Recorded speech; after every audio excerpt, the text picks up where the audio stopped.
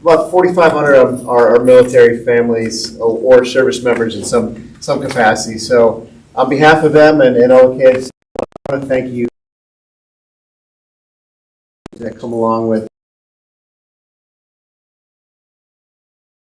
middle school. Well, we're going to be handing out the award today. It's my understanding you've been doing this for quite some time, so this is just kind of a formality. So for that, I thank you, especially for things like that mentorship program you do. It means a lot. My kids have moved schools several times, and to go to school and see, be able to talk to someone who had recently done it or is doing something similar, it means a lot to them, and it makes the transition so much easier. So for that, I thank you. Without any further ado, I'll have Ms. Contreras read the award. On behalf of Naval-based Ventura County, please accept my sincerest appreciation for your commitment and dedication in supporting the children of service members of Naval-based Ventura County, and congratulations for being designated a California Purple Star School. By ensuring our military children are supported in our local schools and community, the men and women in uniform can focus on their challenges and missions they face in the line of duty. Thank you for a job well done.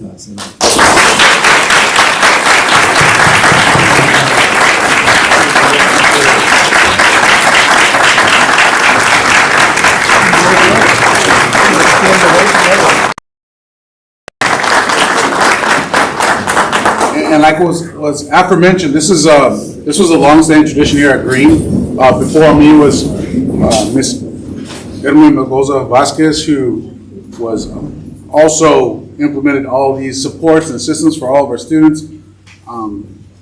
Junior high is a tough age group, and we want to make sure that we do offer those supports to those students who are going through some very specific trials and tribulations, being that they are military families, and recognizing that there are specific needs for those students that does not go unnoticed by our students.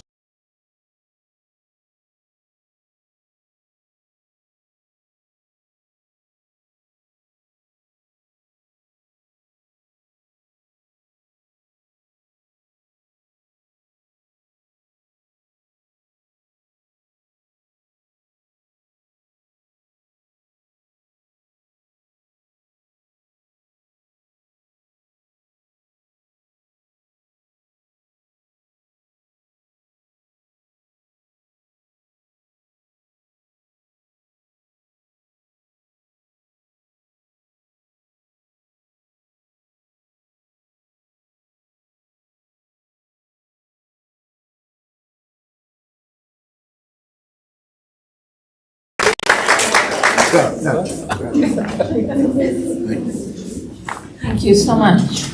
Item 4.2, Fred L. Williams Elementary School. Ms. Renat.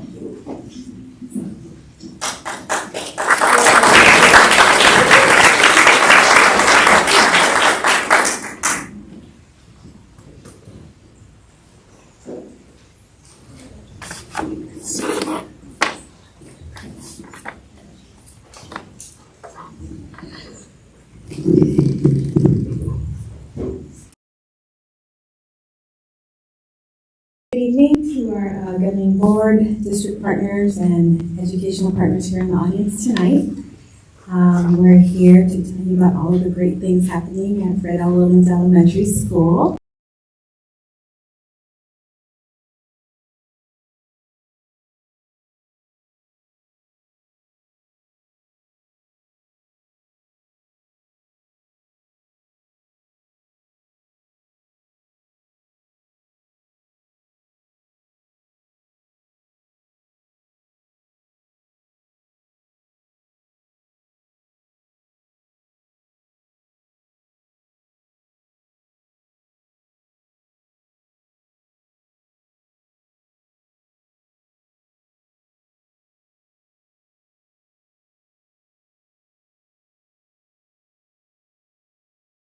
To share a little bit about our Wildcat staff and students, and we're the proud Williams admin team. I'm Maria Granado, and I've been at Williams for 7 years. And I'm Graciela Bautista, and I've been assistant principal. This is my second year. So we have some interesting facts.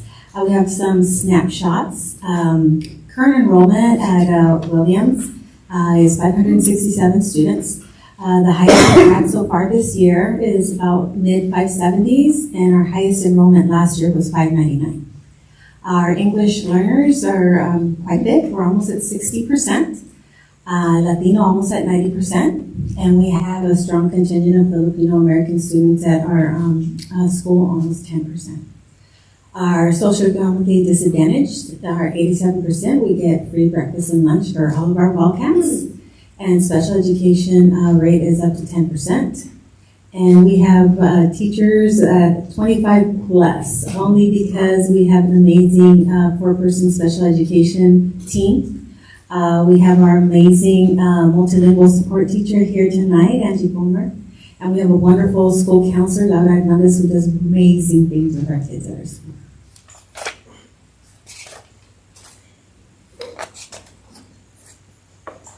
So some of the highlights that we'll be covering this evening will include our Spring 24 CASP data, which is a little old. We're preparing to take our new CASP exams this spring.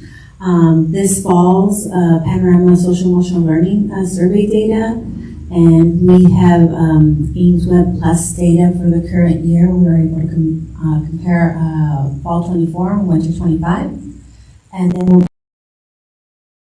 professional learning work, and excited to share with you about our California Community School Grant that we were able. Our data type will encompass last year.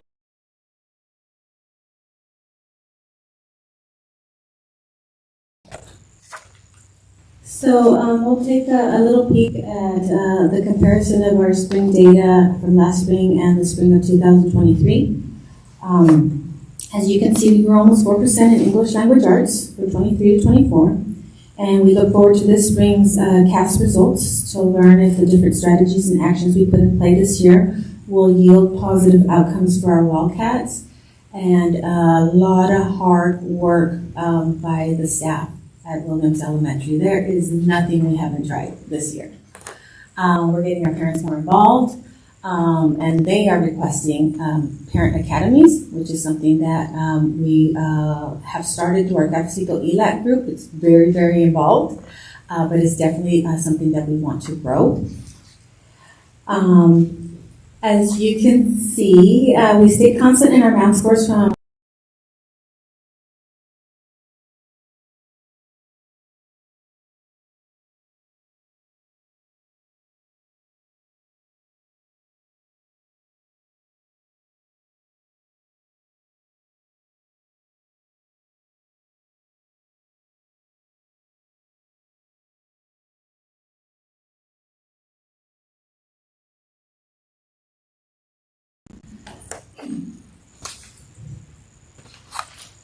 the next data type will be in our Panorama Student Success data. These are the summary of results for our Social Emotional Learning Survey. The first survey for grades 3, 4, and 5 is in the area of student competency measures. We would have loved to have some comparative Panorama SEL survey data to share with you this evening, but our teams are presently administering the spring SEL survey this week. Literally, we started today. However, our MTSS leadership teams are all focusing on improving positive student responses in the area of self-efficacy. Basically, our students believe that they can do hard things, and Panorama defines self-efficacy about how much students believe they can succeed in achieving academic outcomes. All the MTSS teams across the school district have taken on self-efficacy as one of their MTSS SMART goals.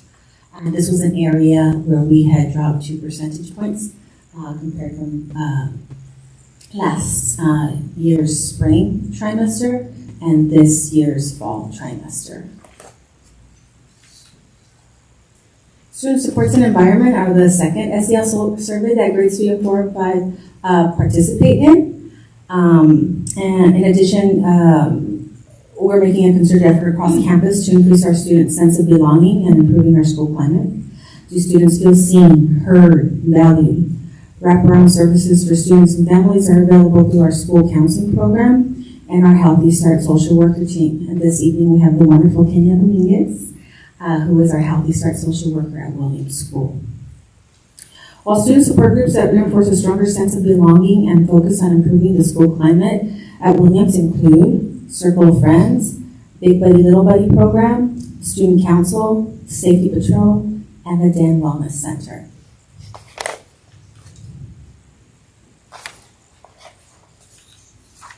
All grades K through 5 are participating in the Ames Web Plus new diagnostics screener. We have school-wide ELA benchmark data here to compare our on-track students. In the fall, 33%, and by winter we had increased to 39% on that. And I do want Graciela to speak on our following slide. Because she has been working and providing PD for our teachers quite a bit and all year long. She's provided professional development on how to progress monitor our student intervention groups, how to track them within the Panorama Student Success program, but I will let her speak on the growth that the different teams made here.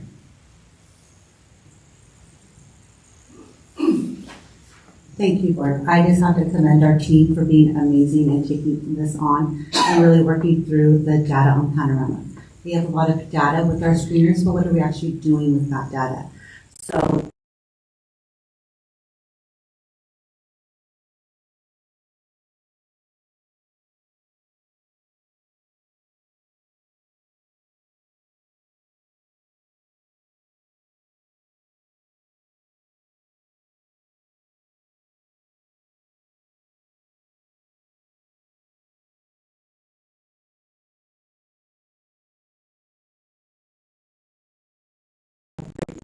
across the board. And our teachers, I have to commend them, are reading their own data, so they were the first ones to notice and are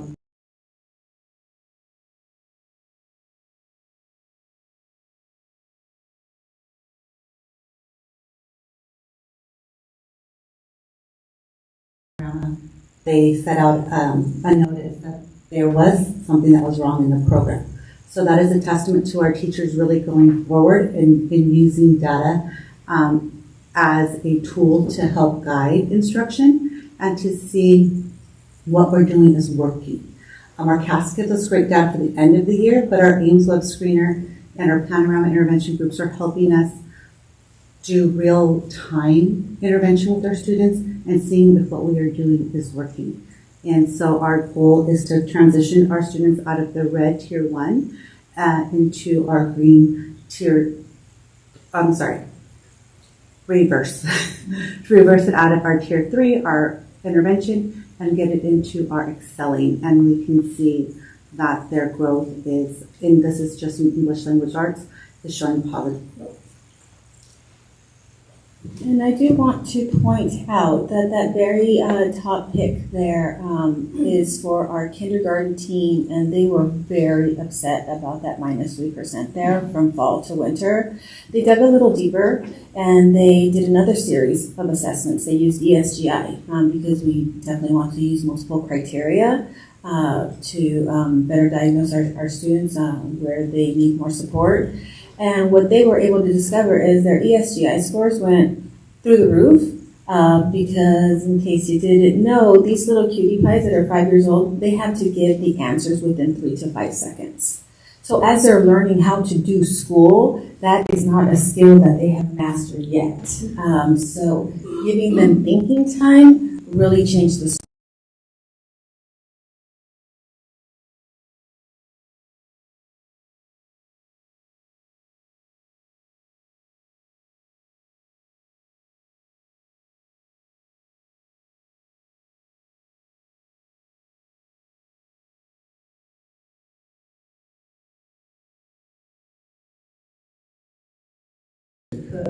and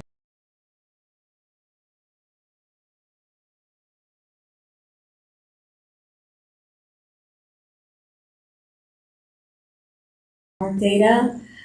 Just wanted folks to be able to take a peek on how we were in the fall in math and how much we grew by winter. And then we did the same breakdown by grade level.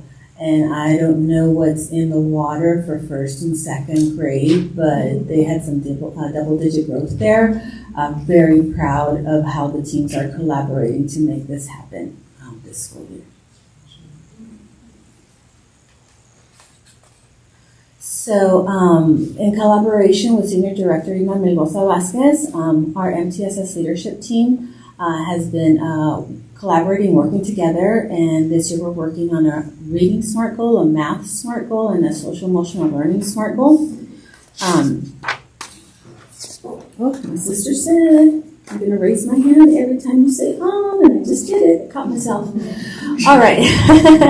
So, and the reading MTSS SMART goal, proud to share that the goal we set off with in the fall was to increase by 5%. And we increased the students on track, which were the kiddos that were in that green area of the pyramid, from 33% to 38% in reading. So when we met again, we started tweaking the numbers, and obviously we want to increase the percentage and raise the bar a bit more.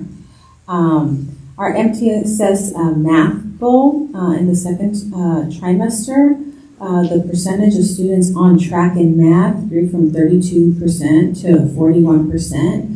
And that's very exciting growth going into next year when we're going to have the additional supports from UCLA and UCSB math projects. So really looking forward to for things to come. And in social emotional learning data, we look forward to reviewing that data and doing a deep data dive there once the survey window closes. And we hope to have great news on this front as well for you. But we have set up a SMART goal that students will score favorably in self-efficacy, grow from 50% to 55%.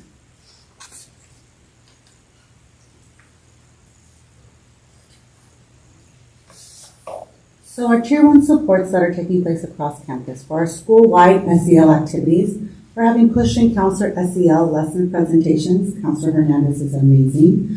Komochis is a TK program for social emotional learning. And our digital second step lesson program that is school-wide for K-5.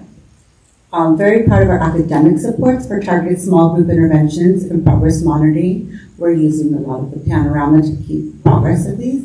Focused interim assessment blocks, FIEDs, our teachers in 3 through 5 are using our CAST program to monitor progress towards end of the year standards.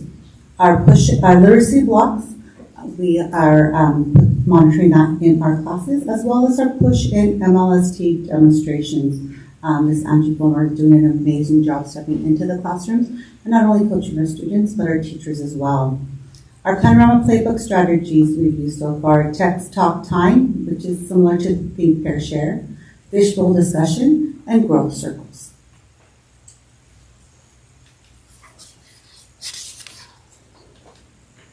Alrighty, well, you're investing a lot of money in SEAL, so we have to put SEAL in the classroom, not just during PD. So it is definitely alive and well at Williams School. It includes, if you do walkthroughs, you would see language function walls, graphic organizers, chants, drawn label charts, sentence streams, collaborative conversations.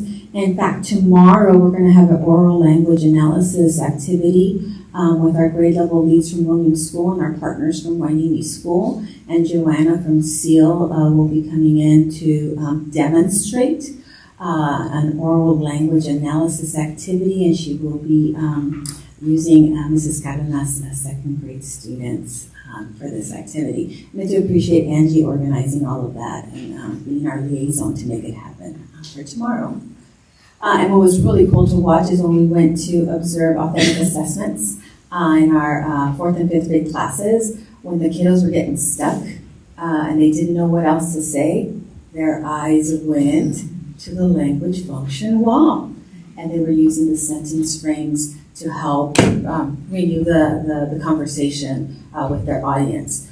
We've also had the experience this year where parents are invited to our authentic assessments, and we've had students, they could not prepare how to give the presentation in Mixteco, but they did. They had not prepared, their note cards were all in English, And they had parents who showed up who only spoke Spanish, so they gave their authentic assessments in Spanish as well. So those were very proud moments for the parents, and it was really awesome to watch. It gave you a little tickle in the throat a little bit, and that tingle in your nose. But what a great tool. And the kids knew how to use it, and they knew where to look for the information so they could keep on tracking. So, Williams School and 3 other of our partners at Waimea Elementary School District are very blessed to have received the California Community School Partnership Program grant. So just a little info on that. This school year, 24-25, even though I was itching to spin, it became a planning year for us, which sometimes it is good to slow down before you speed back up. And in the meantime, we have been strengthening our collaboration with the Human Services Agency, which provides us some wonderful social workers. And with very little money and a great bargain shopper and some very nice donations, we were able to open the Den Wellness Center a year ahead of time. It definitely was a lot of late nights, some holidays and some weekends, and maybe some not so safe things on top of closets, but it looks beautiful. And we're definitely wanting to expand our learning center. Right now, our learning center houses our RTI teacher, but in meeting with partners in the county, super interested in learning more about the learning centers that are being offered through Santa Paula. So very excited to go visit and see how we can grow our program as well. Second, engagement is alive and well. As I had shared, Circle of Friends is a partnership between our special ed students and some social role models that we partnered with them. And my partner here, big part of that program. We have a special ed speech pathologist that also participates. We have our counselor at Mathis who also participates. Oh, Miss Garcia. She's our 3rd grade teacher host. Big Buddies and Little Buddies. It's grown and blossomed this year. I wasn't sure how moving the kindergarten lunch to the very end was going to work out this year. So now the last of the uppers is 5th grade, and the kinders come out right after them. So they overlap a bit during lunch recess. We thought it was going to be complete anarchy and chaos out there, but the little ones saw their 5th grade buddies out there, and would you know, their behavior got a little better. And then our 5th graders are very invested in how the littles are doing. And so they will watch them on the playground and say, that's what's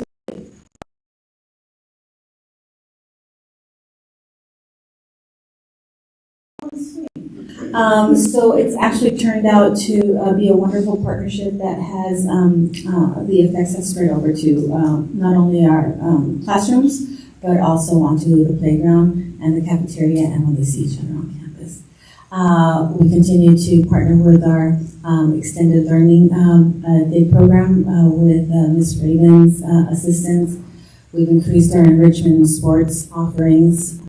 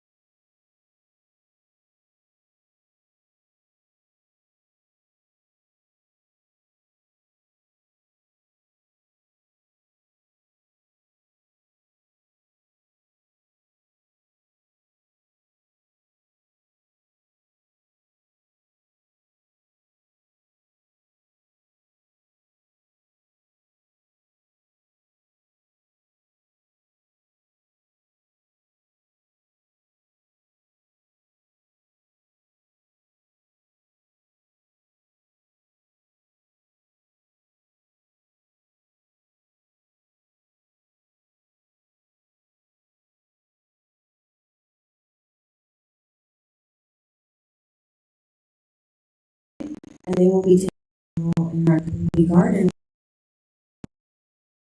Mr. Gomez, and then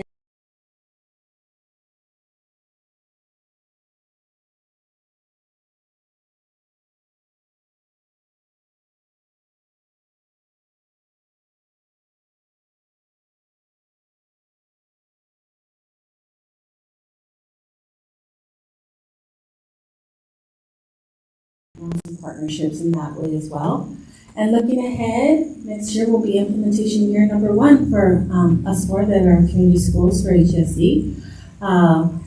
We finished interviewing for community school coordinator positions, so that will be new for the next year. The community garden and our first outdoor classroom will be cooking by then. We will increase our offerings of parent academies, and we have had some really successful parent focus groups and continue those in the following year, and would like to grow our community's knowledge of career and technical education options, because sometimes college or for university is just not the right fit for some of our students. But I know a lot of people make way more money than me, and they didn't go to Cal Poly.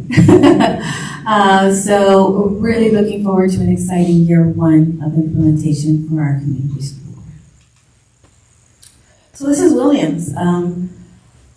The Den is a place that if Ms. Granado doesn't open it, I have a line of complaints, because the students really love the Den Wellness Center. They've taken ownership of it, they take care of it, they clean it. They're building a shopping list for me of items that they wish to have added to their wellness center.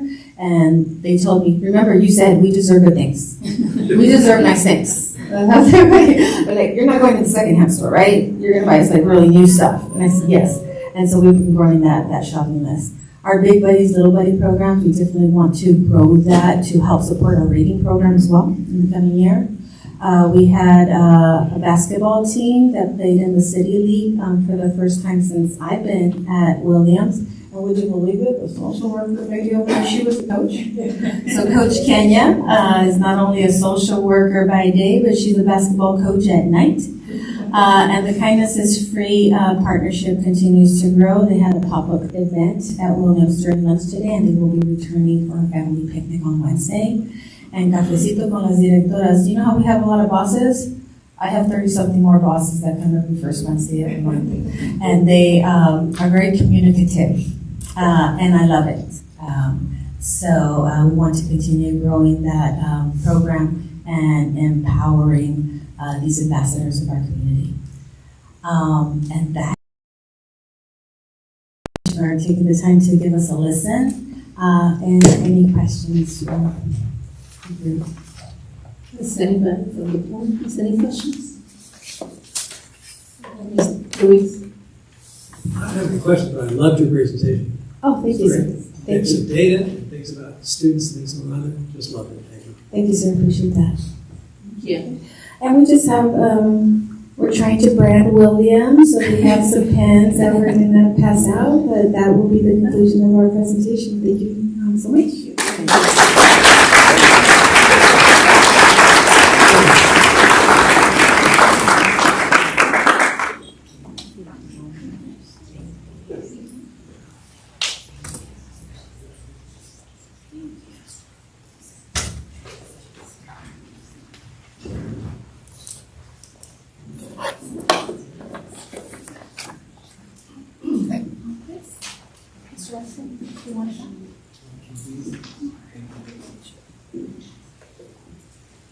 Thank you.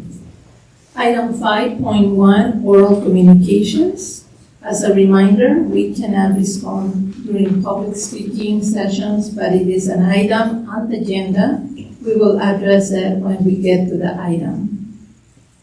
The other announcement that I have for you all is please know that this evening, per current board by law 9323, speaking time is limited to 3 minutes per speaker. Do we have any general speakers?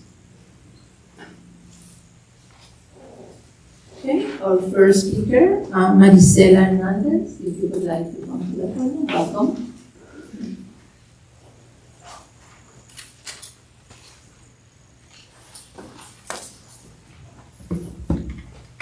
Hello, everybody. Hello, my name is Marisela Hernandez, a retired law enforcement and mother of Carlos Hernandez, who is currently in first grade attending Winnemucca Elementary School. I have addressed my concerns to Superintendent Ms. Walker. I know that she has shared concerns to Special Education Director Stephanie Barnes, but my son's health and well-being at school continues to be a problem. My son is autistic and nonverbal. He has severe food and grass allergies. He also has severe asthma. The school has failed to provide my son the adequate supervision. I am here to speak on behalf of any parent. They would agree with me the importance to keep their children safe at school, whether they have a disability or not.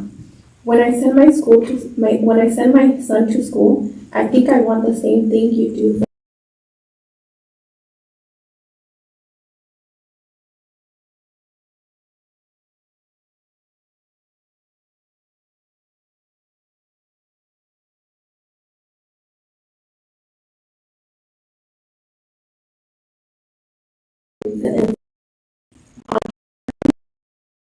and have an asthma at school.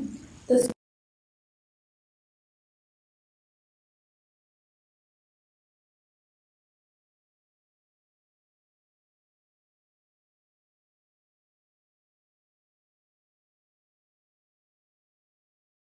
hospital.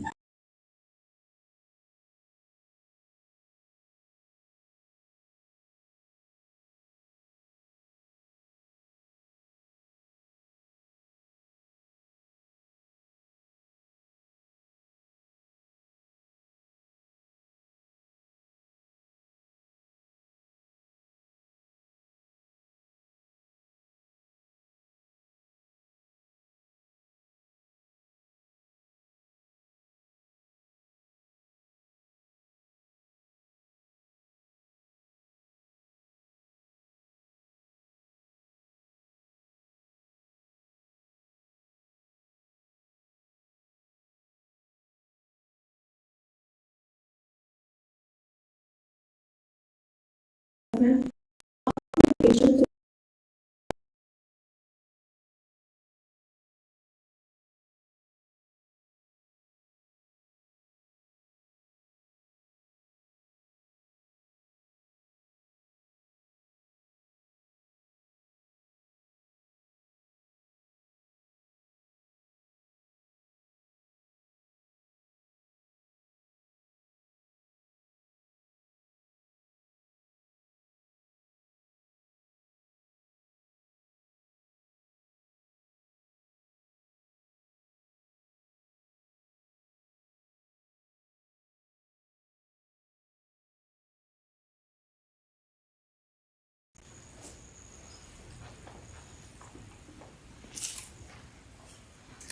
Good evening, Wainini Elementary School Board members and district admin.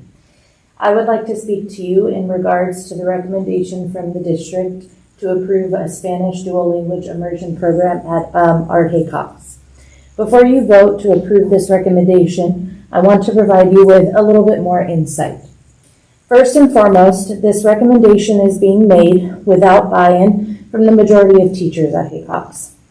A dual language immersion program was first presented to teachers and staff at Haycox in the spring of 2023 by our former principal.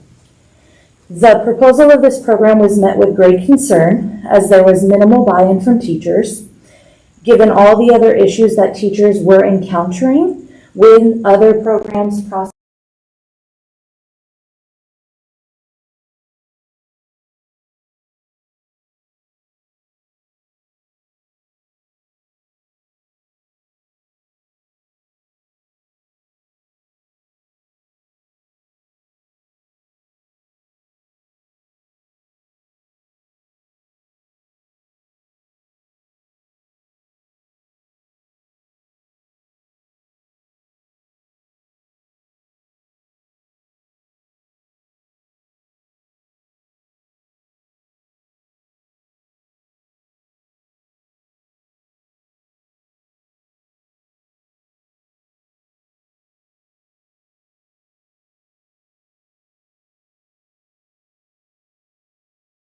Longer than expected because of our lack of trust between us and our former principal.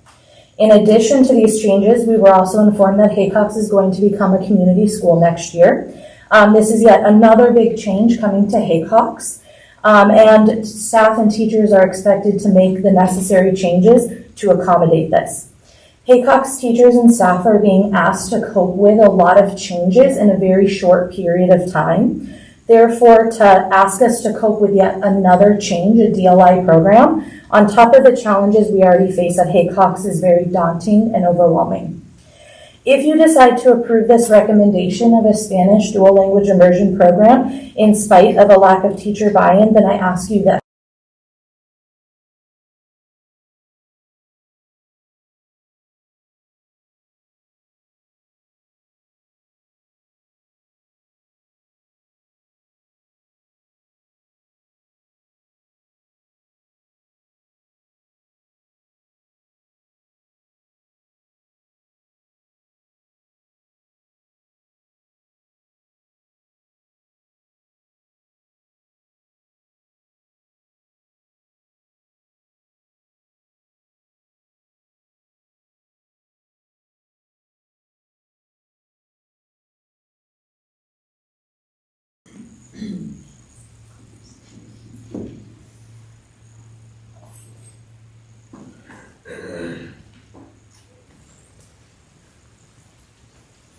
Hi, good evening. I am a parent of a student at Hollywood Beach Elementary, actually two.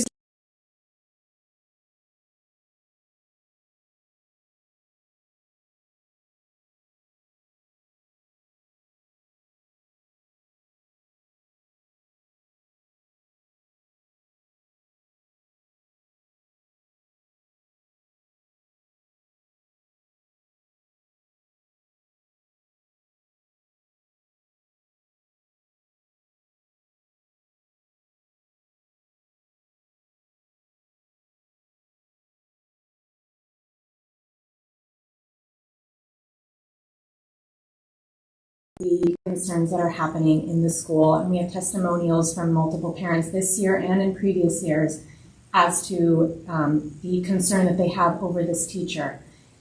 Additionally, we are also facing an issue of a combination class of kinder and first grade, and this further restricts the ability for parents to have a teacher that they feel comfortable with, because they are either forced into a combination or to this teacher. And being that we had a TK kinder combination in the previous year, it also limits the fact, because then those that were in the combination cannot go into a combination the following year, as we understand it, and therefore are forced to.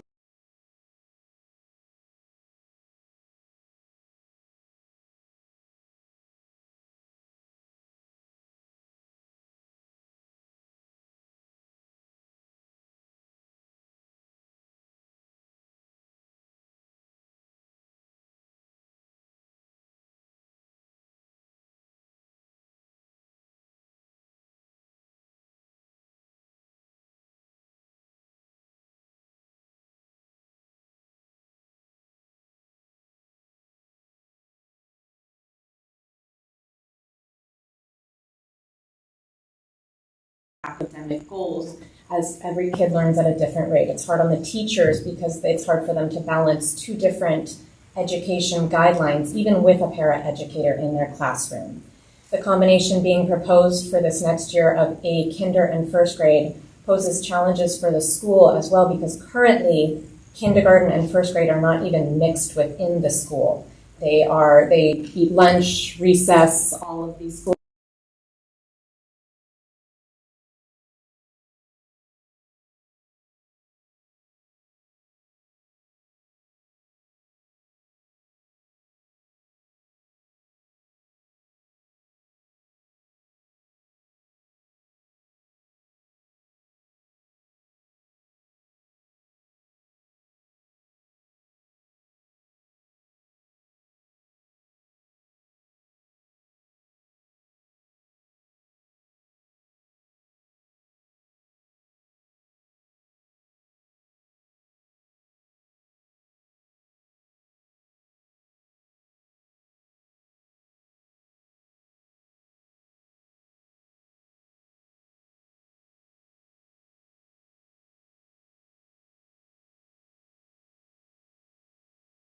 I have been a room parent in my son's class for the past 2 years, in TK and now in kindergarten.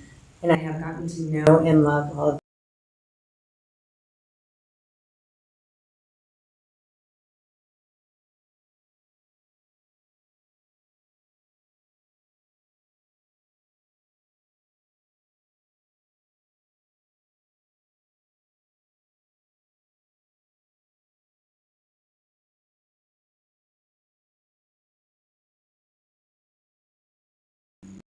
I'm reading this letter on behalf of a large group of concerned parents, some of whom are here and many others were unable to attend, but have reached out to the school, the district, board members,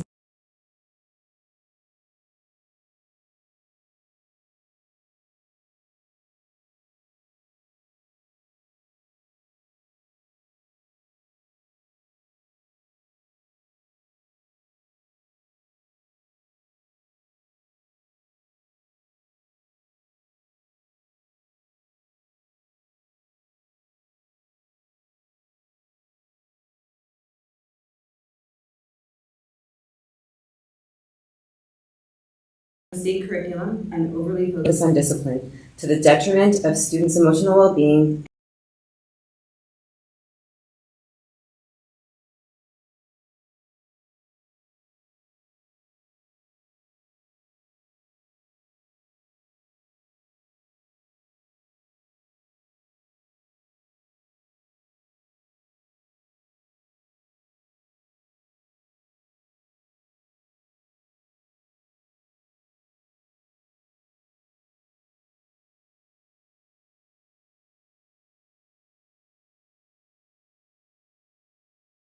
Impacts educational quality.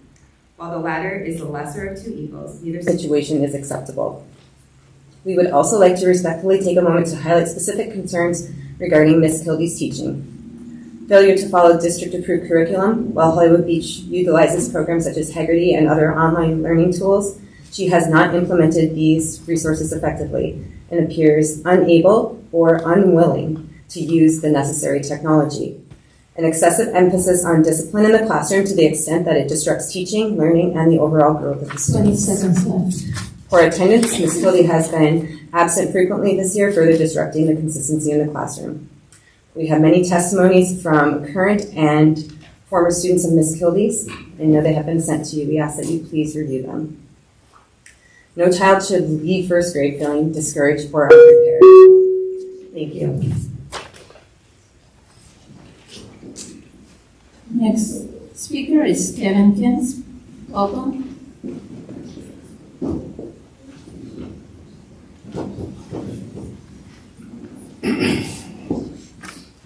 I'm the parent of two kids at Hollywood Beach School, and I'm writing to express my deep concerns regarding the continuing employment of Ms. Kilby as a first grade teacher in our district, as well as the district's failure to address longstanding compliance issues related to classroom configuration. Ms. Kilby's incompetence and regressive teaching methods. Ms. Kilby has long been a detriment to her students, failing to adhere to district-approved curriculum, neglecting professional development, and stubbornly clinging to outdated, punitive classroom management strategies, which I saw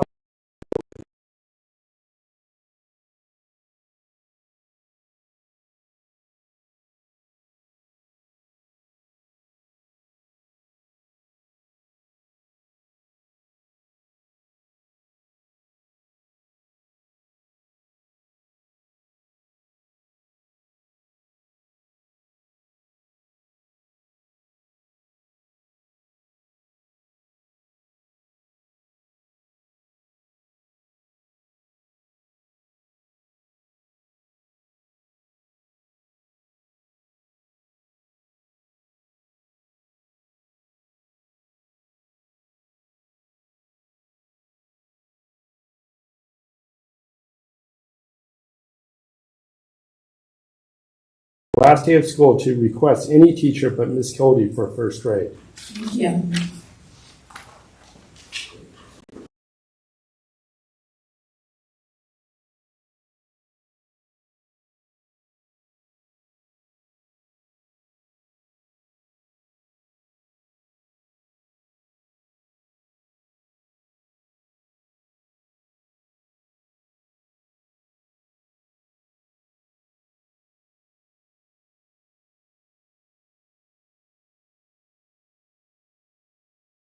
Alongside my amazing friend Brooke, who's here tonight.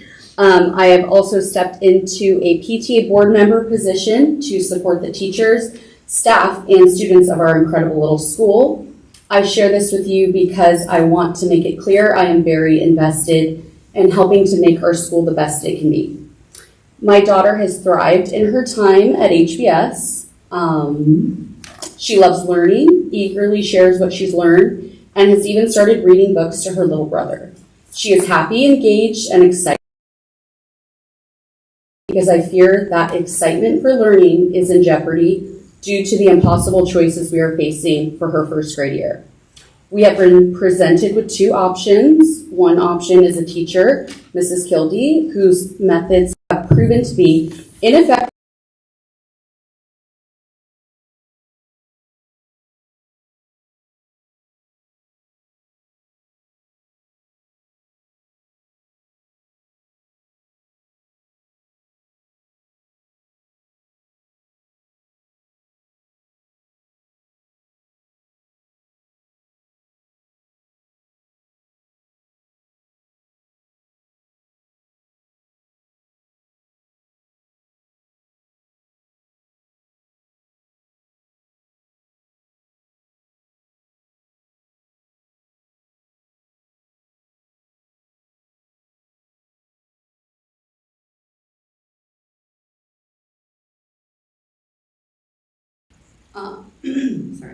Every weekday, our children spend 6+ hours with their teachers, often more time than many working parents get to spend with them.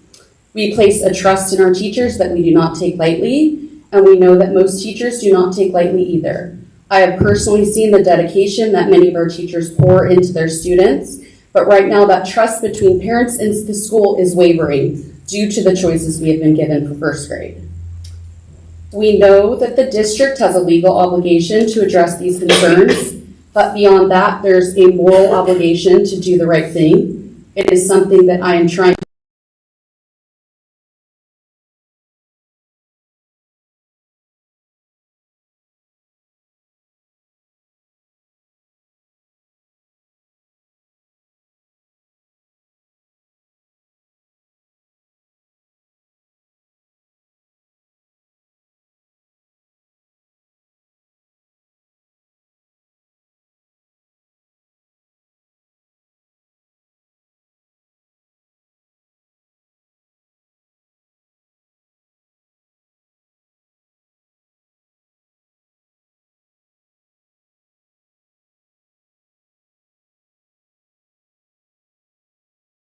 my Hollywood Beach Elementary parent.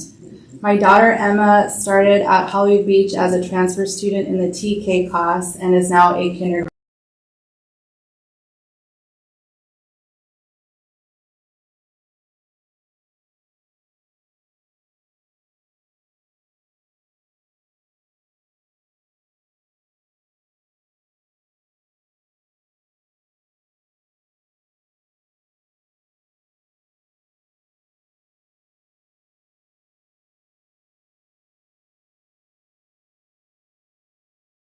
Cards and not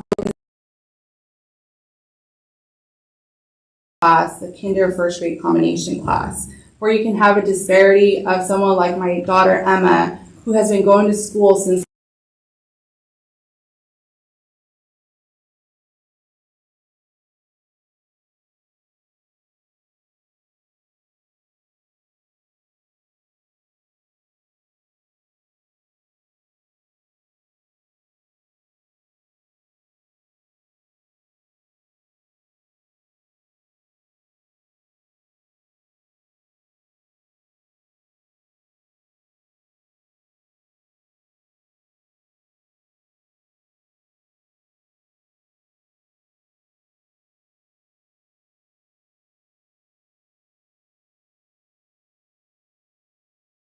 our kids are amazing.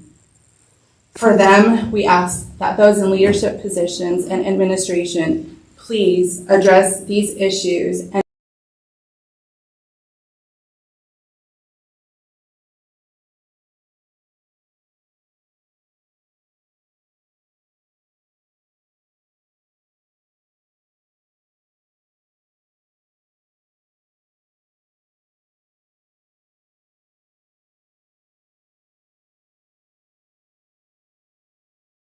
for them, because when they brought up this issue, they received no reciprocation. We don't want, we're here for those students that have gone through the situation, that are going through the situation, and to prevent other students from going through the situation, because as their parents, we are their voices. Thank you. Thank you. Next. Stephen? No, Stephen McIver. Okay, thank you. Okay. Welcome. Thank you. Hi, board members, district staff. Thanks so much for listening to us tonight. My name is Stephen McIver.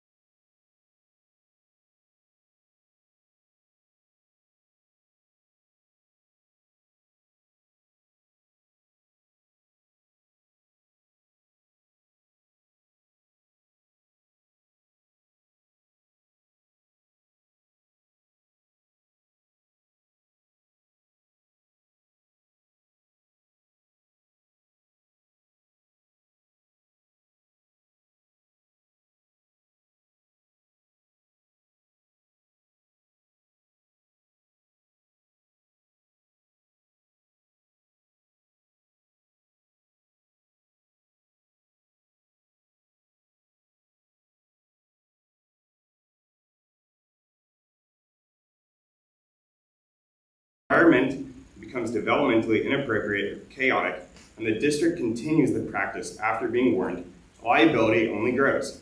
So we ask, is this combo class driven by low enrollment or limited funding? If the budget is the issue, how much more do we need? Other districts have actually allowed parents to help fundraise to hire additional teachers. Could we do that here? We want to bring problems to the attention and work with you on solutions. If it's enrollment, how many more students are needed to avoid this model? We'd be willing to help. Secondly, ongoing concerns about Miss Christina Kildee. For years, parents have shared concerns about her classroom being overly disciplinary, emotionally cold, and inconsistent academically. These are not one-off stories. They form a pattern. Tonight, you're hearing these concerns. They're documented in letters, emails, testimonials, and now in this room. The longer the district waits to act, the greater the potential legal risk. Many families are now deciding between pulling their kids or keeping them in a setting they know is harmful. That's not a choice we should have to make. We love our school and want to stay, but we need to help to make sure it's a place where every child can thrive. Thank you for taking the time to listen tonight. We know you serve on this board because you care about our schools and our children. We recognize that you're often caught between a tough budget decision and the desire to provide the best for every student. I want to pause here and leave this moment of silence here long enough for you to have to think through this and decide the choices that you have before you. If you were a parent, what would you do for your children?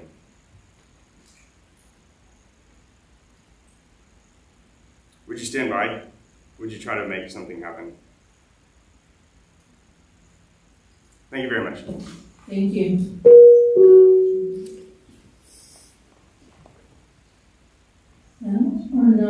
Our next is CSDA, Mr. Ayala. Hello, everybody. I'm here to report for CSA. We had nominations for our annual conference. This is our last chapter meeting. We nominated 5 people. We're going to have a vote on it next chapter meeting, see who attends our annual conference. And members have been actively attending our chapter meetings, getting informed, and been showing up. So that's it. Thank you. Thank you. Next is HEA, Ms. Berlioz. Oh. The other side. All right. Good evening, everyone. We are just about to finish up our in-house rounds in our schools. So that will end this Friday with our round 1, starting for teachers to shuffle around the schools. Pick different options if they have them. We also continue our negotiations with the district, which will continue this Thursday, I believe. We have a few more open houses throughout the district. We have some this week, I believe. I'm going to leave somebody out, but I think Barn and Waitangi have theirs this Thursday. I know Williams has theirs next Thursday. If I missed anybody, I'm sorry, but they're coming up, so we hope to see you out there. And we are 2 weeks away from spring break, so that's a plus. But then we come back and we get ready for state testing. So, all right. Hope everybody has a good spring break. Thank you. Thank you. Item 5.2, reading communication. Item. I think there's one more.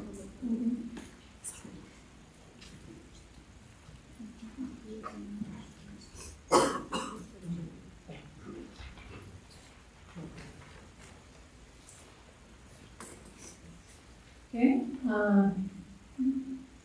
it's gonna be Henry Stone. Welcome. Hi, my name is Henry So.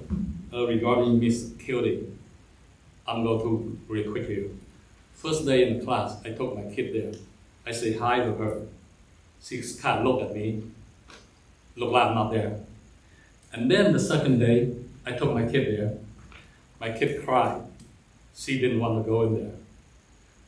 She stood at a podium, in the classroom. She kind of, nothing happened.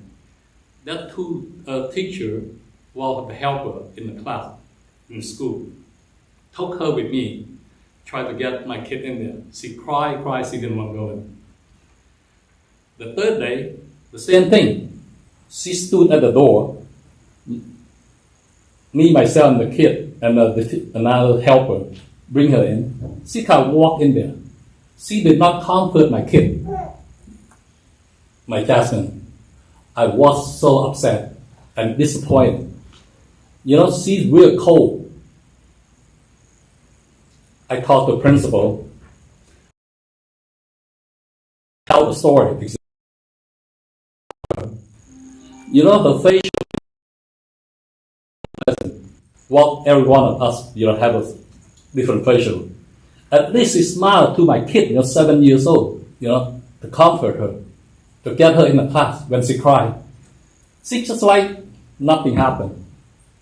That's it. I want you to consider, remove her from the first grade. Maybe she teach a 4th, 5th grade. The student who, understand more than my kid, I was so disappointed. Thank you. Thank you. Item 6.1, approval of the minutes of the regular meeting on February 24, 25. Do we have a motion to approve? I'll move to approve. Second. Motion by Ms. Bruno, second by Ms. San Pablo. Are there any comments or discussion from the board? Roll call, Ms. Bruno? Aye. Ms. Gomez? Aye. Ms. San Pablo? Aye. Dr. Ruiz? Aye. Motion passes. Item 6.2, approval of the minutes of the special meeting on March 3rd, 2025. Do we have a motion to approve? Second. Okay. Motion by Ms. Gomez, second by Dr. Ruiz. Are there any comments or discussions from the board? Roll call, Ms. Bruno? Aye. Ms. Gomez? Aye. Ms. San Pablo? Aye. Dr. Ruiz?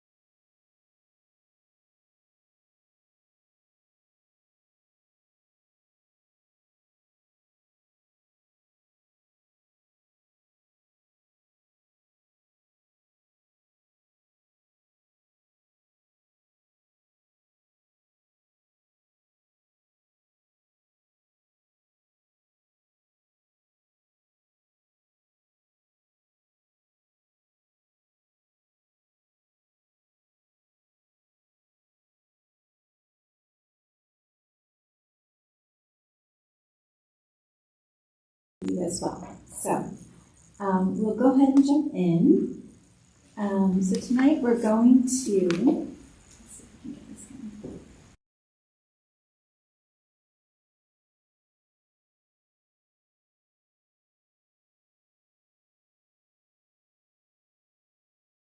With a group that's often behind the scenes, but plays an integral role in special education.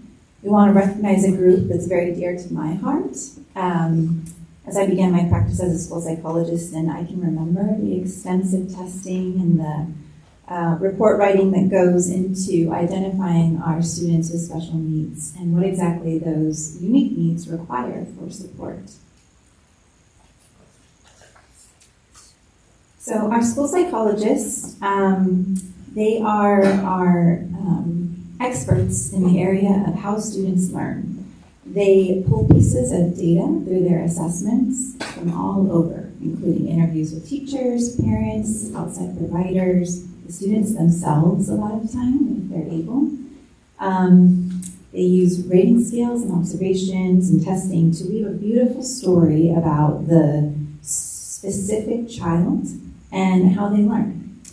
They like to highlight the strengths. We start with the strengths and use those to build as learning factors in the classroom, but also to highlight challenges that need intervention and potentially specialized academic instruction. They bring this data to our IEP meetings and they make recommendations to build an individualized plan for those students and help guide the team in identifying what supports and services they might need to be successful. Erin, you want to jump in? Absolutely. So thank you so much. So our school psychologists are essential and they offer many services. And as the image suggests, they wear many hats. Consultation with teachers, paraeducators, administrators is just the beginning. They also consult with pediatricians, social workers, after-school teams to ensure that students receive the care and support that they need. They are experts in intervention. They offer academic, behavioral, social, emotional interventions and suggestions, helping to craft a very comprehensive plan for students with disabilities. They not only service students with disabilities, they also engage in prevention activities, such as monitoring student data through the multi-tiered system of supports, and they participate in the SST process, whereby they do a comprehensive year-long study to monitor a student's academic or social-emotional progress and look at the multitude of factors that end up contributing to a student's well-being. They provide very important education to their colleagues at school sites. They offer suggestions and model positive behavior interventions and supports. They model positive discipline and offer workshops and trainings on restorative practices. And that also includes nonviolent crisis prevention and intervention. That's NCPI. And your special education staff is trained in nonviolent crisis prevention and intervention. They conduct research and planning to help school and the district identify practices that are going to influence school-wide and district-wide initiatives. They also perform assessments, as Ms. Barnes noted. They offer mental health temporarily, providing referrals to mental health services, and not just mental health services, but also general health services, such as referring students to the school nurse for glasses if they can't see. They also they act as bridges to services in the community and in the school.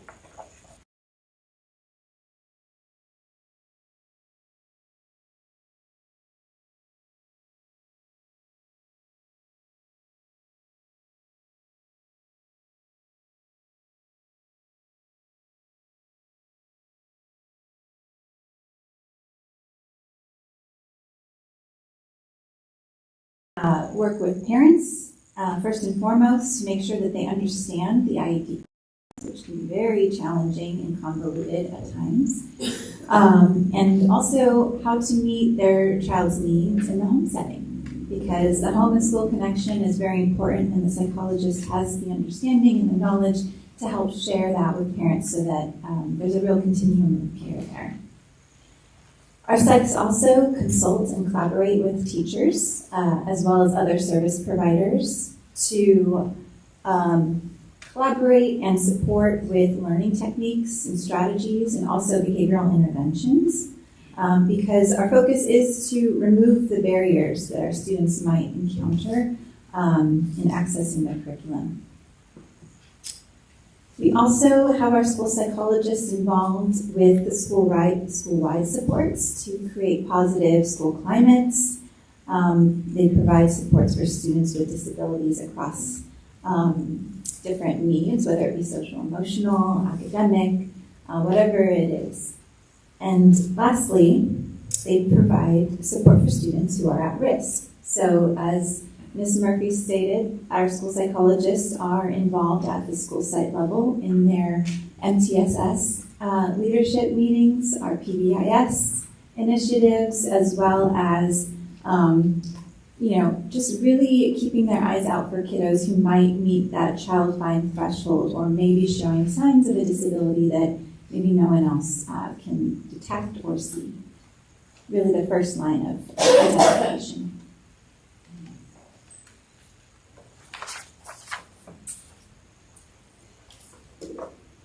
Our school psychologists, we convene our community at the last Friday of every month. We have our meeting coming up this Friday. And it's a wonderful opportunity, something we look forward to every month. Some of the activities that we engage in include reviewing current legal guidelines and case studies to make sure we're incorporating the most legally defensible practices across not just our paperwork, but also in our actions. We share information and resources from trainings, whether that's somebody from the administrative team or somebody from the school, among the school psychs who has attended a training. For example, this Friday, we have a training being offered through our local SELPA, Special Education Local Area Plan.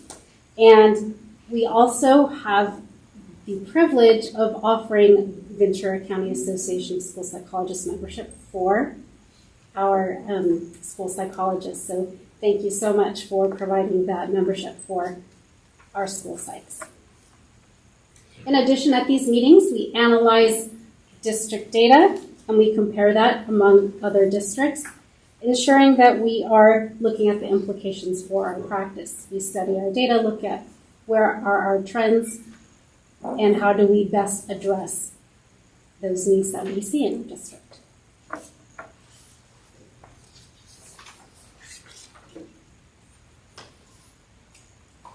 So this is just one of our recent professional learning days that we had, and is this yours? Yes. Okay, go ahead. I'm sorry. I just get really excited about it. Yeah, professional learning is amazing. So I am so proud to stand here before you and say we are one of the very first districts in our SELPA to have adopted the Woodcott-Johnson 5th edition. This is a very important assessment tool that our school psychologists as well as education specialists use to help us identify student areas of strength, whether it's cognitive abilities, academic assets, as well as look at those areas of need. So our school district has provided not only a half-day training from the folks at Riverside SCORE, we have purchased iPads and the essential software in order to make sure that we are implementing this software correctly. We had a training on March the 8th. We had 49 staff attend on Saturday, March the 8th. That should show the level of care and commitment that your specialists have to making sure we are following the most current practices in assessing students. We have a follow-up training for those specialists, psychologists and education specialists who are not able to make it.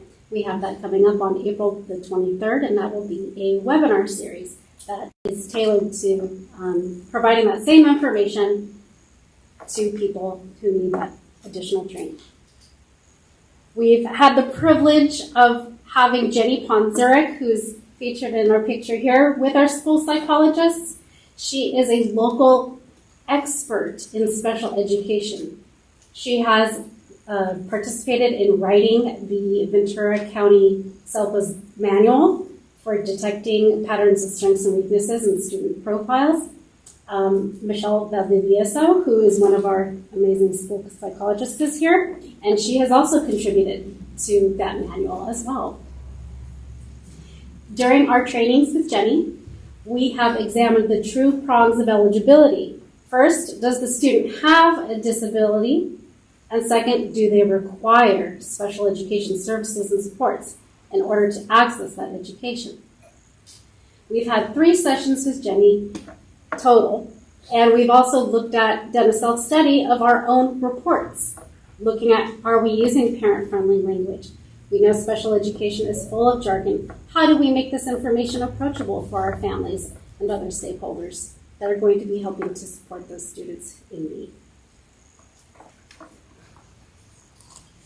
I just want to highlight one thing on this particular slide is that this group of school psychologists is unique in the sense that this district has such unique learners in language and cultural backgrounds. And one thing that's required of our school psychologists is that they do all their assessment in the native language of the student.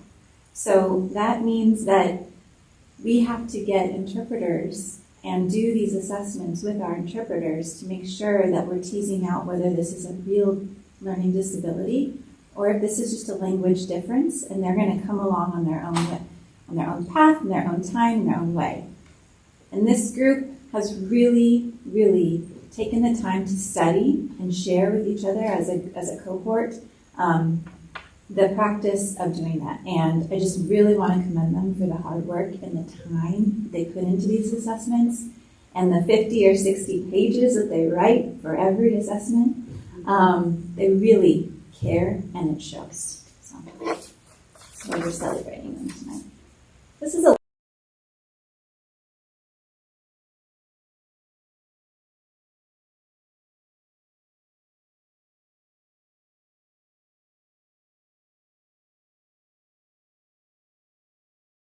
been lucky enough, aside from I think 3 schools, to have a full-time dedicated school psychologist at all of our elementary schools, with our junior highs having 2 dedicated school psychologists, which may sound like over assignment, but the needs at these secondary school sites are very different and transition a little bit away from more learning difficulties to more social emotional needs.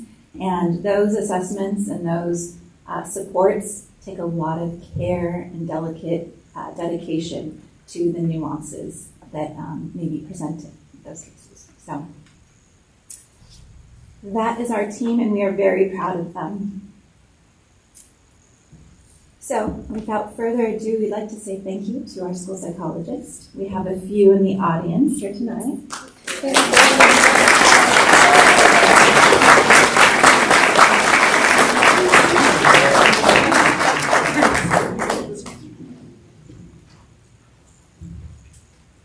So I think we have some recognition certificates for our school psychologists. So what I'd like to do is to read your name and then have you come up this way, and board member Costanza will hand you your certificate, and then you can walk by and say hello. So we do want to thank our school psychologists so much for all the work that you do, and I know you don't like to come and be in front of everybody, so you're probably all cringing in your seats right now, but we'll make this as painless as possible, because we do really want to say thank you so much for all the work that you do.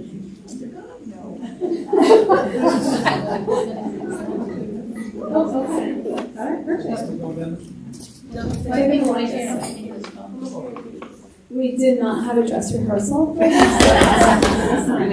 Yeah. All right, I'd like to start with Brian Nadell.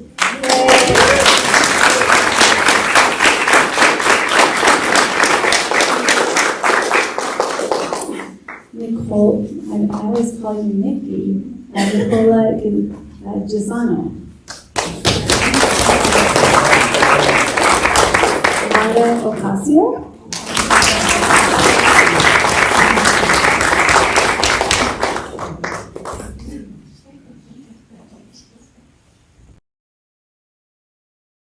Ayala.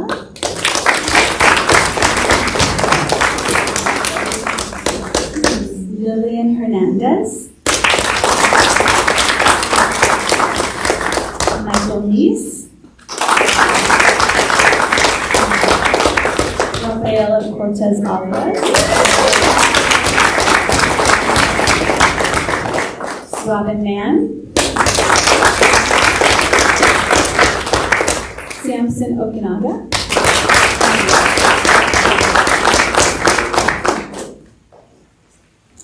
Shayna Dalton.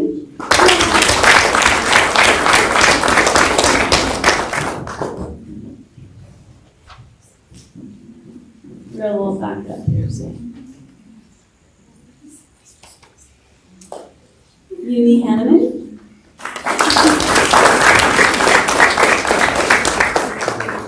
Raina Rincon.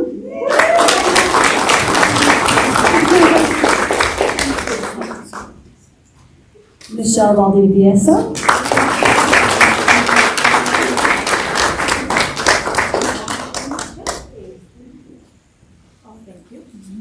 Kelly Serena.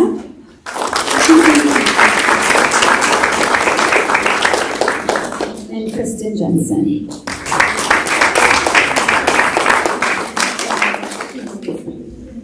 And we'll make sure Stephanie, you can please take it to. Thank you again for your time.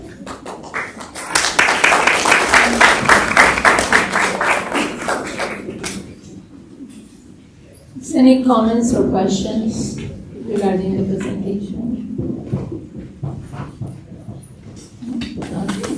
We move on to item 8.2, African American Parent Council, Ms. Guillen.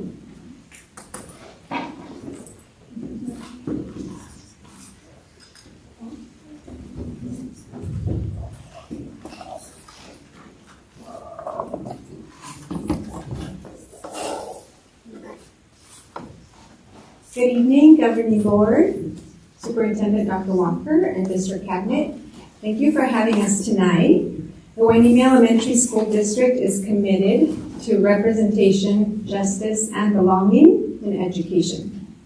Last school year, we launched the African American Parent Council, or AAPC, the first of its kind in our district, to strengthen family-school partnerships, advocate for Black students, and promote equitable opportunities.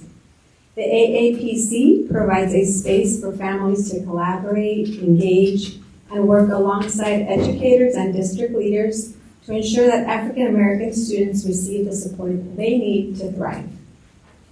To help establish this important work, we brought on Ms. Robin Freeman, one of our former own, as a consultant. We brought her on as a consultant last year, and this year we added Ms. Kendra Robinson, Blackstock Junior High teacher and AAPC parent member, to help us lead the council forward. Their leadership is key to ensuring that African American families have a voice in shaping policies and initiatives that support student success. Through this council, we are working to create a more inclusive district, enhance community engagement, and ensure all students have access to equitable opportunities. To share more about our progress and vision for the future, I am honored to introduce Ms. Robin Freeman and Ms. Kendra Robinson. Please join me in welcoming them.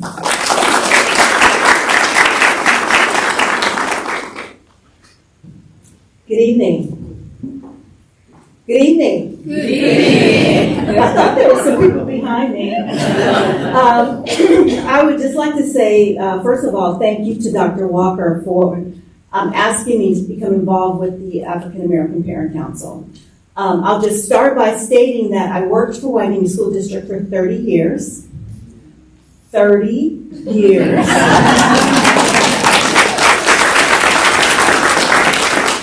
As a classroom teacher, as a reading specialist, assistant principal, principal at Hathaway, Sunkist, Blackstock, Hollywood Beach, assistant superintendent of special education, educational projects, categorical programs, and educational services. So I come to the work with experience and also advocating for African American students. I'll also mention that I have 2 children who attended school in the Hueneme School District. They both attended Bard Elementary School and Blackstock Junior High School. So I come to the work with experience and experience.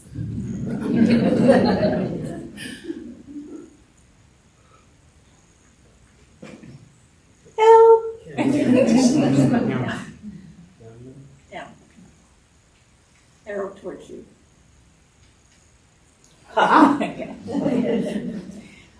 So the African American Parent Council is an affinity group, and that group allows families to discuss their individual experiences among a peer group that shares a common identity. Parents and guardians develop self-awareness and cultural knowledge, problem solve social interactions, and build support communities. So as you can see, we talk about a variety of topics, our shared identity, we provide a supportive environment for the families, we're building a sense of community, we advocate and empower our children to thrive in Hueneme Elementary, and also we participate in cultural celebrations, traditions, and achievements. So our why? To engage families, educators, and the larger school community to improve African American students' academic performance and success. So you may wonder, well, why is that important? If you take a look at the enrollment data over the past 10 years or so, you can see, first of all, that enrollment is declining, and we're all aware of that. When you take a look specifically at the African American percentage of students in the district, it has been traditionally about 1%, which is not a lot of students, right? And we live in this community, we thrive in this community, but we also want to make sure that the family's needs and concerns are represented. And as some of the parents said earlier, we are the voices for our children. So here's a breakdown by school, and I'll read it because I know it's small and I have my glasses on. At Larson Elementary, there's 1 student, Haycox 0, Blackstock 8, E.O. Green 12, Williams 2, Hollywood Beach 6, Hueneme Elementary 5, Hathaway 2, Parkview 3, Bard 18, and Sunkist 3. So you can see that those numbers are small. And when you think about, do the students have a friendly face in the classroom? Well, they can't if there's only 1 or 2, unless they happen to be at the same grade level. I mentioned my children went to Bard Elementary, and I think the reason Bard's number is so high is because of the military influence. And so when my children were there, they were never the only one in their class, which was lovely. When our African American Parent Council met for the first time, we provided the members of the council with a survey. And there were 3 questions. How does your child feel about attending Hueneme School District or their school? Question number 2, does your child feel included in activities at school? And 3, what are the top 3 areas you believe the district should focus on to improve educational outcomes for African American families? And number 4, what specific steps would you like the school district to take to improve parental engagement among African American families?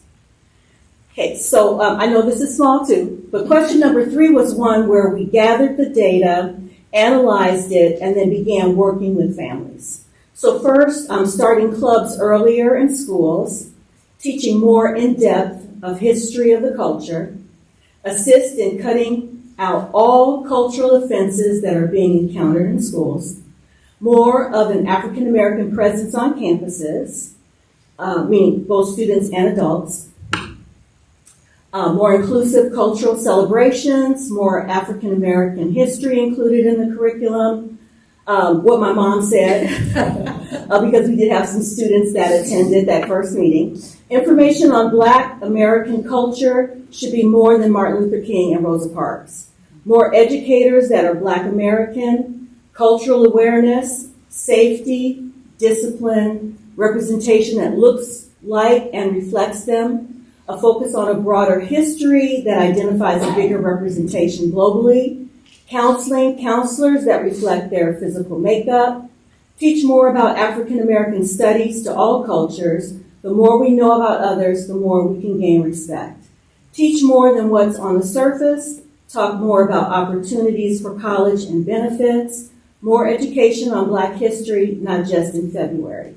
So there were 9 comments that talk about the broader Black African American history and culture, and 4 that say hire more Black staff. The council has expressed the urgent need to eradicate the N-word slur from all schools. We started meeting with a piece of literature. This was one of the first books that we shared by Stephen Curry. I Have a Superpower. And based on that initial interest in making sure that families are familiar with literature that reflects their children, we had a parent who came with a very broad list of books, many of which I had purchased for my children. And I'm so excited that the district purchased every single one of those books for every school library. So families didn't have to go out and buy the books. The books are there for students to check out of their own school library. The other thing that we spend a lot of time on is making sure families are aware of what goes on in school. So, usually we have back to school night and we have open house. We have PTA, we have DLAC, ELAC, school site councils. We have lots of opportunities, but all families cannot attend those meetings. So we took the time to talk about multi-tiered systems of support and the things that are going on in the school to support children and their academics. We shared Panorama, the student success platform, and the things that are measured, and we saw that earlier when Williams Wildcats were presenting about Panorama. We also prepared a slide that talked about ways to support students' academic success. So you see things like communicate with teachers, support homework habits, foster a growth mindset. So these are all things that we had an opportunity to share with parents, and then consequently they would share that with their children at home. So one of the issues that parents wanted to address was the N-word. And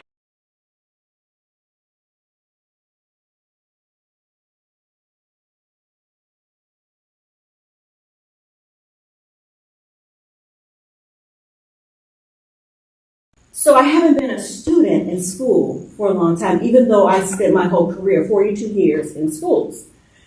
I was not aware that it was an issue anymore. I thought we had eradicated that, but obviously we have not. It's part of the culture, it's in the music, it's in the movies. But we all agree that it should never be used in school, right? So we spent some time looking at some articles from Education Week. We read the articles, we had discussions about the articles, so that parents understand it wasn't just in Hueneme Elementary School District, Port Hueneme and Oxnard. It's going on all over the country, right? And so we spent a lot of time having conversations about some of the things that their children encounter in the community and at school, and what are some things that we can do about that. We also watched a video that was a school news magazine article that students in a high school put together to talk about this issue. And sometimes it's better to hear it from the children than just the adults. And so it was a really good opportunity for us to explore this problem with a student voice. One of the other things that I mentioned that came from the survey was Black History Month. And so parents were concerned that in our community, when they walk into the school, it hasn't been apparent that it's Black History Month, right? So last year, there was a focus at every school in the district with some visual representation during the month of February. I noticed the marquees had lots of information out front, which was lovely, so that not only parents and students got to see it, but members of the community knew that African American families are represented.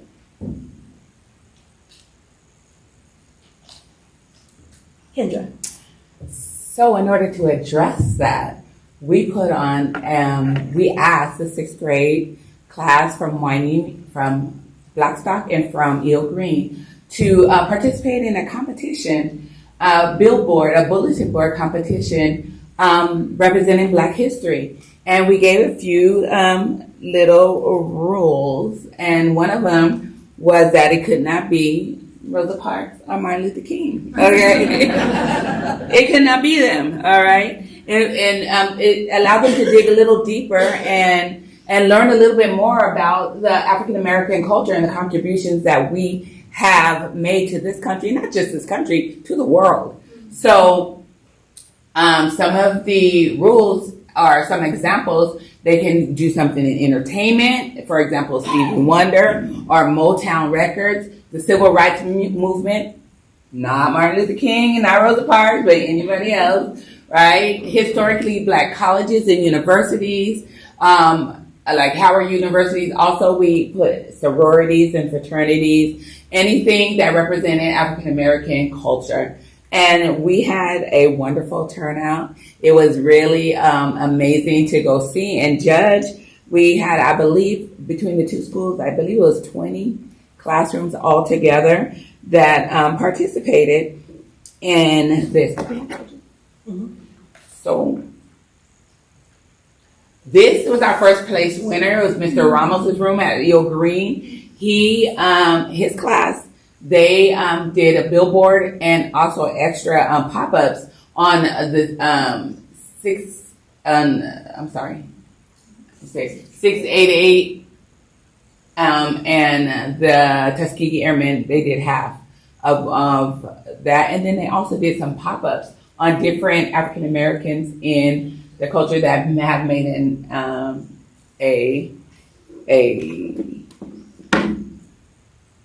that has made a contribution to this culture. So he won first place. Their class won first place.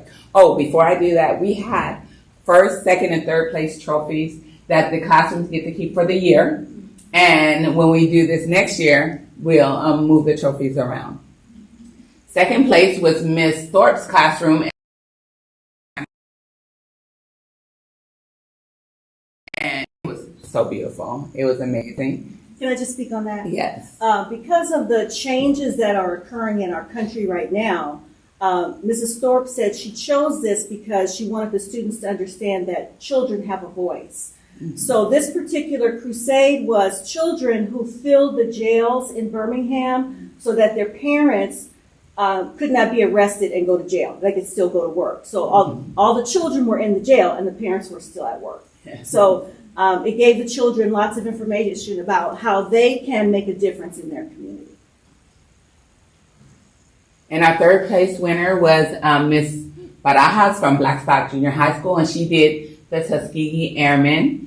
And it was amazing because she not only had 2 billboards, but they put on a little play.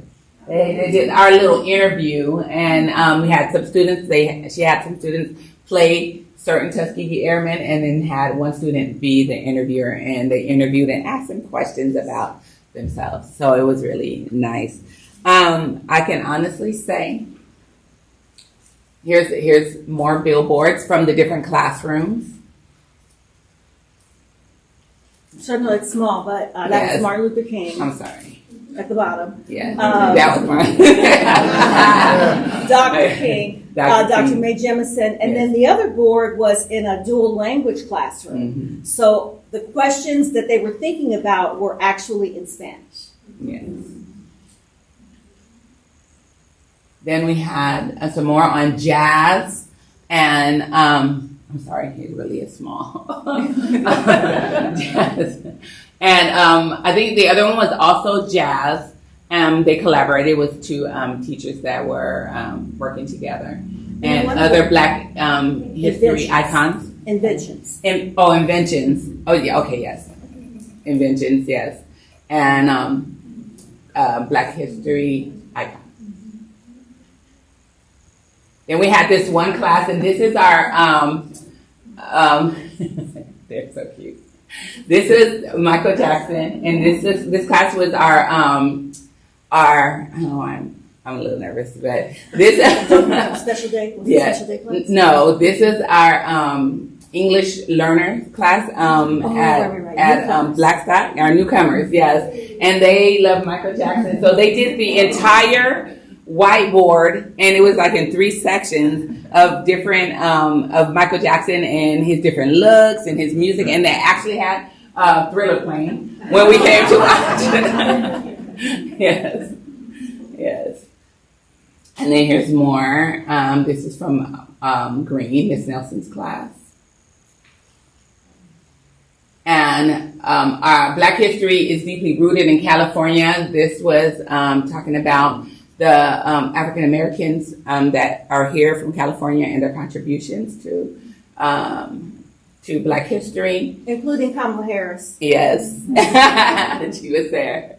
And then we have the Harlem Renaissance, and we have HBCUs, the flags from the different HBCUs that were there. And another Black inventions, I believe. Yes, the Black inventions, that was from Green. And that was a special day class, I believe, that one. The one for the inventions, that was from Green. Okay.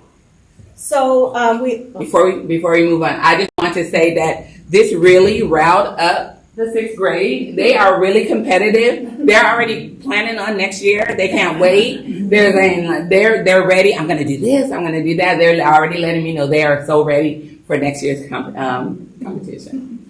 All right.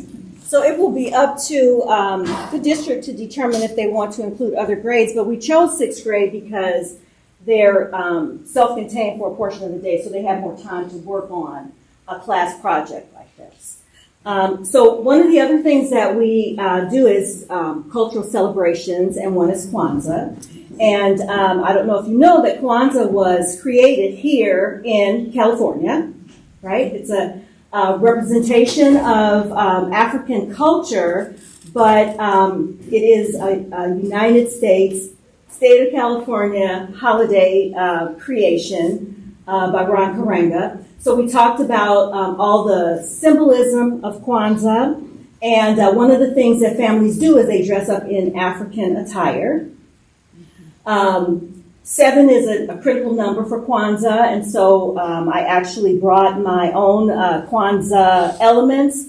We set up the display, talked about the different components of Kwanzaa or the symbols, and I shared a picture. That really cute young thing over on the left, that's me.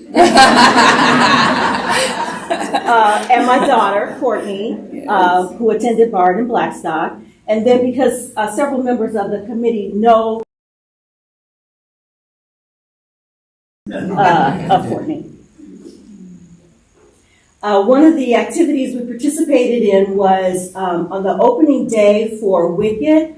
We had a field trip. We went to the theater here in Oxnard, took the children, everybody got a snack box, and they had an opportunity to see Wicked on the very first day it was released. So they were excited. So you see the parents in the back, Robin in the front with her wicked shirt. It was a wonderful opportunity for the kids. And even though musicals may not be your thing, the kids were attentive during the movie. And even though they thought, a couple of the older ones thought, oh, really, that's not my thing, they started singing the songs from the movie. So they enjoyed it. And because you could see the numbers of students in the district are limited, it was a great opportunity for them to meet each other because, you know, they're from all different schools.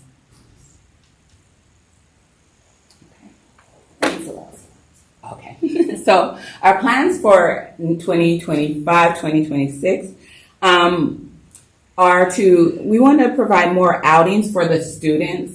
They really enjoyed.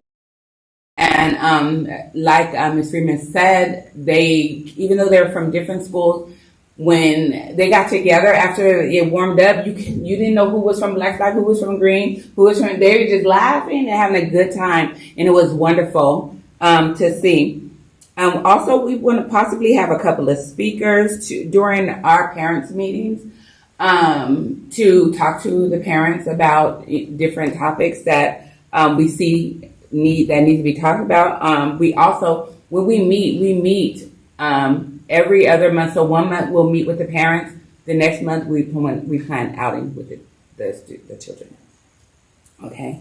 We want to continue to address the current survey. As you saw, it was extensive, and we want to continue to work on that and address that, and then also resurvey the parents yearly for progress, or for some things that we still might need to work on.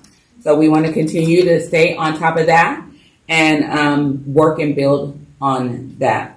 And we want to continue to build community with the parents and the students at our school. We want to continue to bring them together and let them feel community. And we also want to bring some closeness and draw on the parents on the campuses with the principals and the assistant principals, the teachers, and also in the district, just to be be visible and to let them know that what they feel and what they want and their needs are important also. So that is our goal for 2025.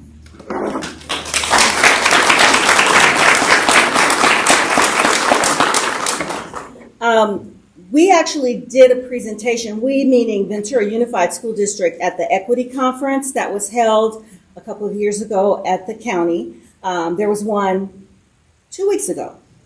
And so Dr. Walker happened to be at the conference, and she heard the presentation. She heard the work that we've been doing with anti-bias, anti-racism. And so it was an opportunity for us to address some of the issues that exist for students in the district. So I want to thank you for allowing me to come back to Hueneme after being gone for 14 years to participate and help to support the district. And are there any questions? Anybody have any questions? Anybody has a question from the board?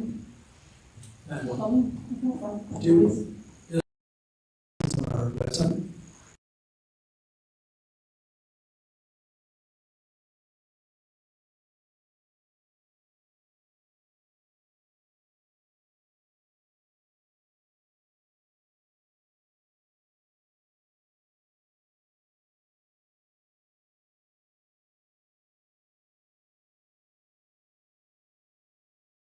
Guess what? This is 2. So I'm out and Kendra is in. All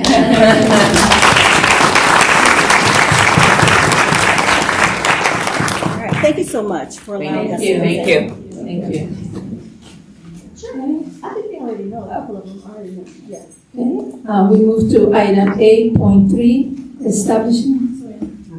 I just wanted to share that Ms. Freeman just got married, so she's now engaged.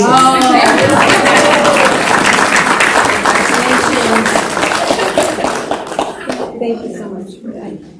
Okay, we're going to go with item 8.3, establishing a dual language immersion program at ACATS. Ms. Guillen. Thank you.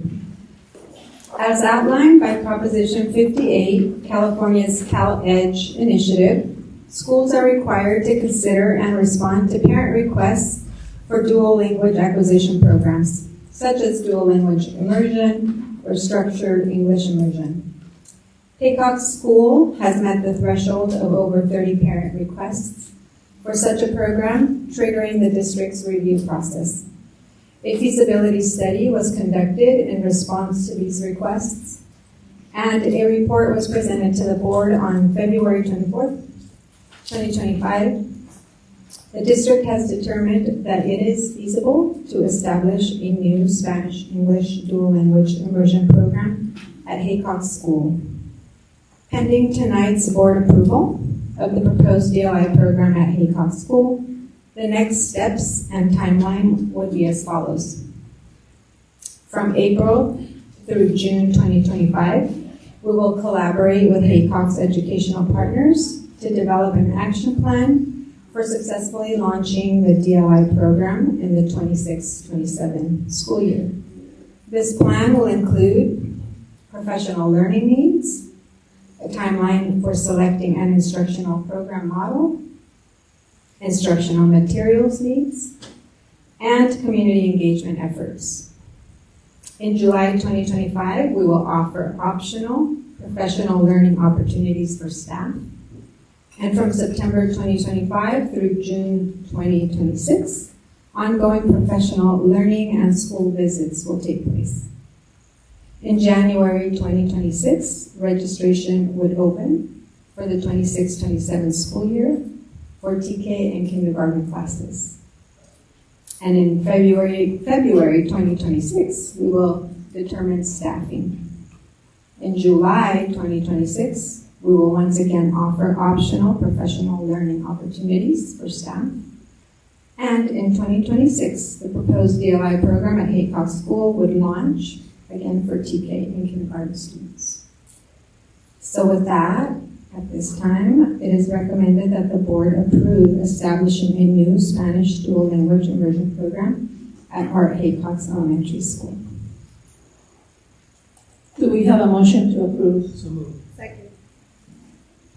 Motion by Dr. Weiss, second by Ms. Gomez. Are there any comments from the audience? Are there any comments or discussion from the board? Okay. I will do the roll call. Ms. Gomez? Aye.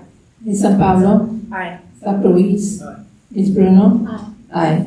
Motion passes. Oh, item 9 point, thank you. Thank you, Ms. James.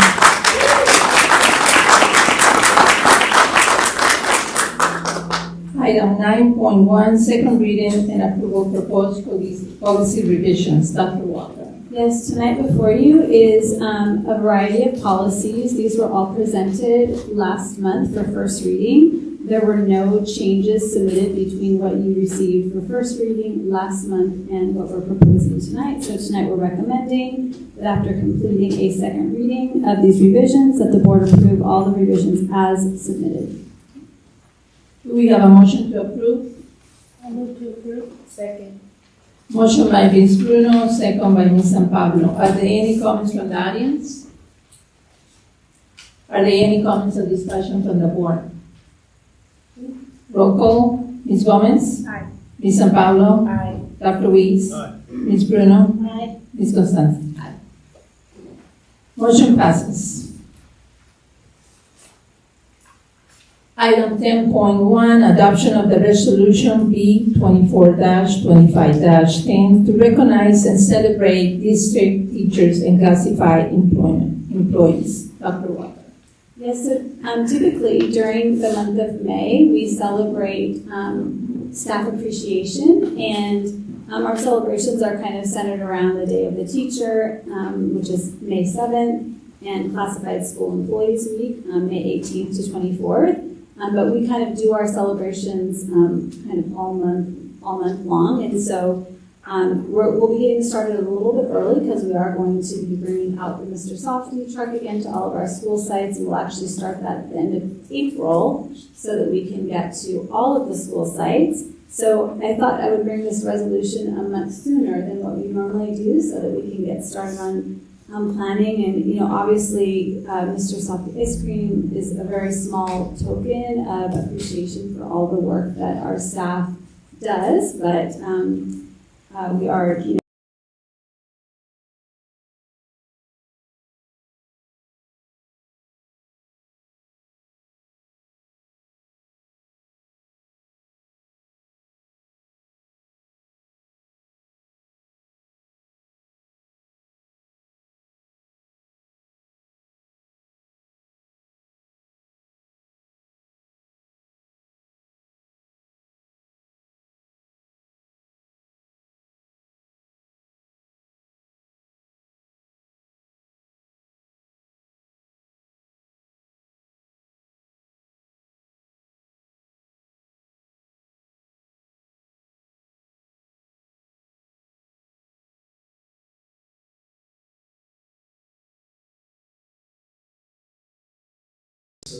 Wednesday, I'll be a science fair judge at Bard.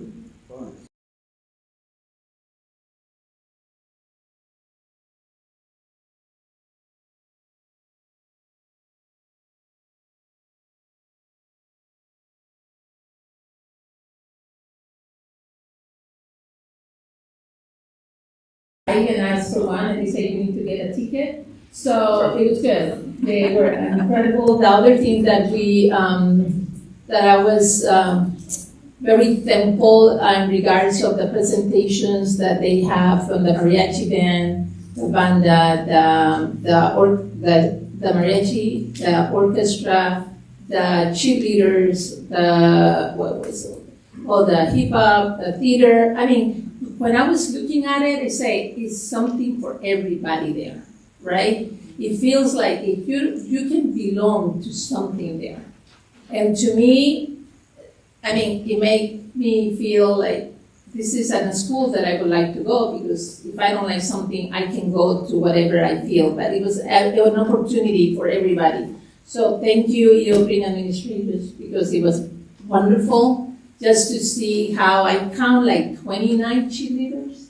It was like, whoa, that's a lot. And then also the baile folklorico for the first time, which it was also incredible. But besides that, and the churros, I was able to go to the classrooms, and I was really, really pleased to see how the parents and the kids were involved and talking to the parents and to the children. And the math classes, it was more the children's teaching the parents about the pi and how to measure and how to do that, because the next day was pi.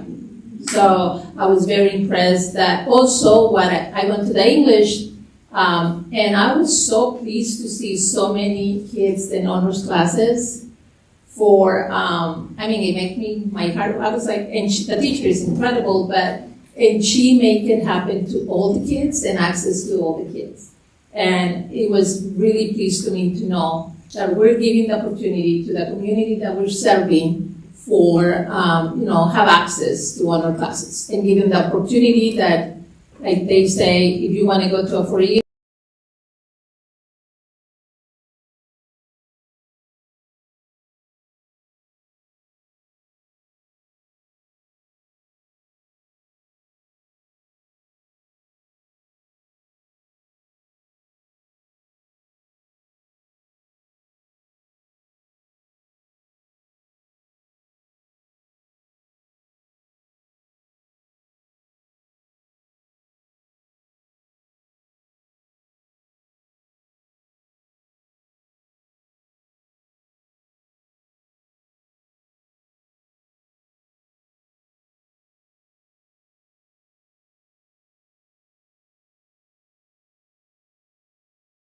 with Mrs. Schallenberger, that's kind of the first thing that that we do when it's something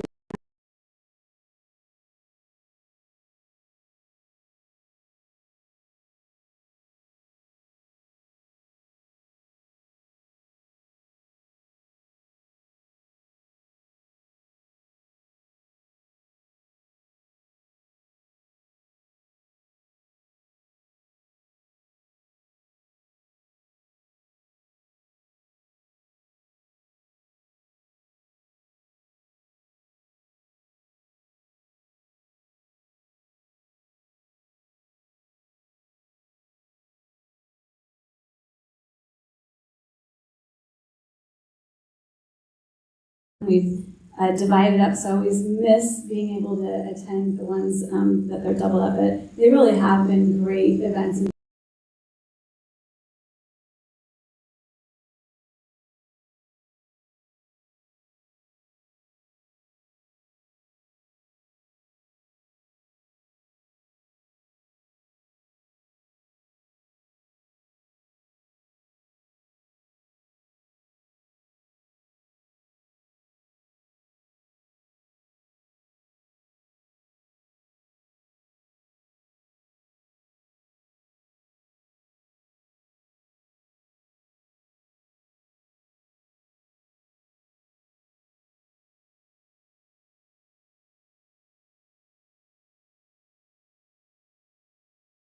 glimpse of it at the open houses, and I think it's going to be really wonderful, especially when they're all in their costumes. And I think there's going to be a couple staff cameos too, from maybe some principals or something. I'm looking at Mr. Sanchez. And, so green is their performances April 25th and 26th, and Blackstocks will be May 2nd and 3rd. And then at the end of the year, we'll again have our elementary musical review. So lots to come on that. On Friday, you should have received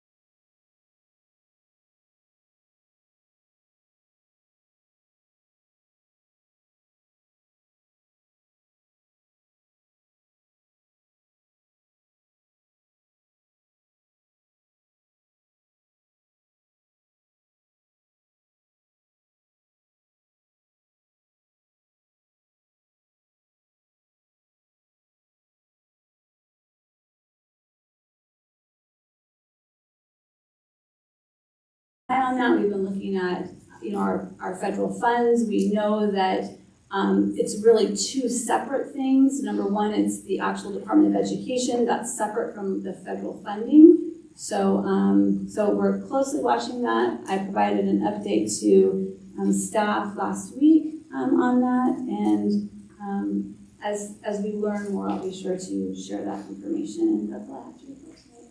Thank you. Item 11. Future agenda. Time to have an update.